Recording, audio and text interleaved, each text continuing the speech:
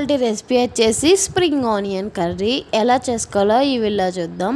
Spring ఆనియన్ని నేను medium సైజులో అయితే కట్ చేసుకున్నాను. మీరైతే చిన్న చిన్న ముక్కలుగా కట్ చేసుకోండి.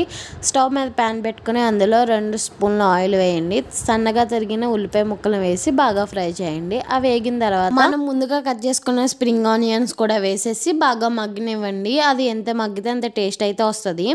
ఇలా బాగా మగ్గిన తర్వాత దాంట్లోకి తగినంత సాల్ట్, తగినంత కారం, అలానే చిటికెడు పసుపు అయితే వేయండి. ఒకసారి మిక్స్ చేసుకొని ఒకసారి మగ్గనివ్వండి. మగ్గిన తర్వాత ఒక గ్లాస్ అయితే మిల్క్ వేయండి. మీ దగ్గర మిల్క్ లేకపోతే వాటర్ అయినా వేయచ్చు. నా దగ్గర మిల్క్ ఉంది కాబట్టి మిల్క్ వేసాను. దీనంతా ఒకసారి కలిపేయండి. తర్వాత మూత పెట్టేసి ఒక 15 మినిట్స్ అలా వదిలేయండి. అంతేనండి, ఎంతో టేస్టీ అయిన స్ప్రింగ్ ఆనియన్ కర్రీ అయితే రెడీ అయిపోయింది. మీరు కూడా ఒకసారి ట్రై చేయండి. ఈ వీడియో మీకు నచ్చినట్టయితే లైక్ చేయండి, షేర్ చేయండి, సబ్స్క్రైబ్ చేయడం మాత్రం మర్చిపోకండి.